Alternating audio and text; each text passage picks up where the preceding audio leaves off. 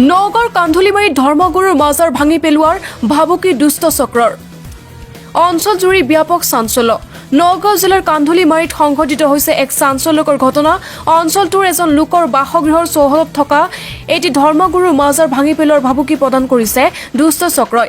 আচলতে ১ নং কান্ধুলিমাৰীৰ বাসিন্দা ৰুহুল আমিন নামৰ লোকজনৰ ঘৰৰ চৌহদত নিৰ্মাণৰ কাম চলি আছে এটা ধৰ্মগুৰুৰ মাজাৰ, য'ত হাজাৰ হাজাৰ শিষ্যবৃন্দৰ জড়িত হৈ আছে বিশ্বাস। কিন্তু এই ধৰ্মগুৰুৰ মাজাৰটো গাঁও প্ৰধান নামৰ এটা হোৱাটছএপ গ্ৰুপত মেছেজৰ জৰিয়তে ভাঙি পেলোৱাৰ ভাবুকি প্ৰদান কৰিছে ইলিয়াছ নামৰ এজন যুৱকে। জানিব পৰা মতে যোৱা মঙলবাৰে হোৱাটছএপ গ্ৰুপটোত মেছেজ কৰি যুৱকজনে নিৰ্মাণত মাজাৰটো ভাঙি মাটিৰ লগত মিহলাই দিয়া হ'ব বুলি কোৱাৰ লগতে ৰুহুল আৰু কাছিম নামৰ দুজন ব্যক্তিক সুযোগ পালেই ধৰা হ'ব বুলি ভাবুকি প্ৰদান কৰিছে। পিছত এই মেছেজ সামাজিক মাধ্যমৰ জৰিয়তে বিয়পি পৰি সকলোৰে মাজত প্ৰচাৰ হোৱাৰ পিছতে এক আতংকময় পৰিৱেশৰ সৃষ্টি হয় ৰুহুল আমিন আৰু কাছিম আলীৰ পৰিয়ালৰ লগতে মাজাৰটোৰ সকলো শিষ্যবৃন্দৰ মাজত। সেয়ে এই সন্দৰ্ভত ইতিমধ্যে শংকিত হৈ পৰা ৰুহুল আমিনে ঢিং আৰক্ষী থানাত এখন এজাহাৰ দাখিল কৰিছে বুলি জানিব পৰা গৈছে। লগতে সংবাদ মাধ্যমৰ জৰিয়তে মাজাৰটোৰ শিষ্যবৃন্দই শীঘ্ৰে জিলা প্ৰশাসন তথা চৰকাৰক দোষীক উচিত শাস্তি প্ৰদানৰ দাবী জনাইছে। নগাঁৱৰ পৰা জয়ন্ত মুদৰ ৰিপৰ্ট, NE24 লাইভ। এইটো কালিয়ে আমি আহিছিলোঁ, আমাৰ গুৰুৰ নামগুণ গাইছিলোঁ ইয়াত। অনুষ্ঠান এটা আছিল মাজাৰৰ লগৰ ঘৰতেই। তাতে আহি পেলাই আমি শুনি পাইছোঁ যে সিহঁতে মোবাইলত মেছেজ পঠিয়াইছে। আগে পৰা বহুত কিছু কিবা কিবি শুনিছোঁ, এইবিলাক আমি ধৰা নাই। কিন্তু এতিয়া মোবাইলত যে মেছেজ পঠিয়াইছে এইটোতো আমি এৰি দিব নোৱাৰি। আমাৰ গুৰুজনৰ পুতেক দুইটা আছে, দুইটাক সিহঁতে হত্যা কৰি মাৰ ধুৰ কৰি যেনেকৈ হওক সিহঁতে মাজাৰটো ভাঙি পেলাব। এইটো শুনি পেলাই আমিও তাৰ পৰা ঘৰলৈ যোৱা নাই। এতিয়া সিহঁতৰ গ্ৰুপ আছে, গ্ৰুপৰ পৰা এটা মানুহৰ পৰা মেছেজটো আমি পাইছোঁ। যেনেকৈ হওক আমি পাইছোঁ, আমাৰ ইয়াত আহিল, অহাৰ পিছতে আমি গম পালোঁ।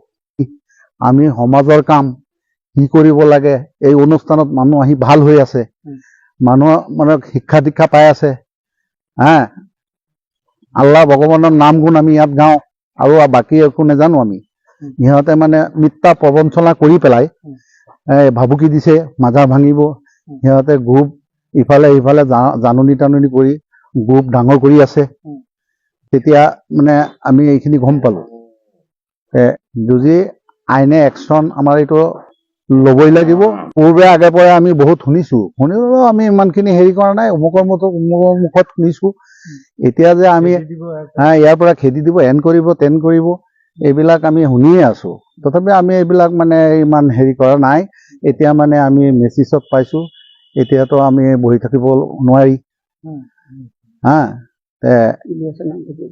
ইলিয়াছ বুলি এটা ল'ৰা আছে, সেইটো আছে। এইটো আমি কালি পাইছোঁ, গ্ৰুপটো কালি আমি শুনি পাইছোঁ। পাই পেলাই এটা মোবাইলৰ পৰা মোৰ মোবাইলত আহিছে। এইটো মানে ১ নং কান্ধুলিমাৰী মাজাৰ এটা আছে। এই মাজাৰটো সিহঁতে কৈ আছে যে আবুল কাছেম ৰুহুল দে মাৰি পেলা মাজাৰটো সিহঁতে ভাঙিব। আমি মাজাৰত মানে মবিল টবিল কৰোঁ, মানে জিকিৰ টিকিৰ কৰোঁ। সিহঁতে এইটো বেয়া পা বন্ধ বুলি কয়, সেইটো কাৰণত সিহঁতে ভাঙিব। এতিয়া আমি কাৰ ওচৰত যাম? এতিয়া আমি ডিং থানা বা নগাঁও আৰক্ষীক মানে আমি এইটো কৰিবলৈ যাম।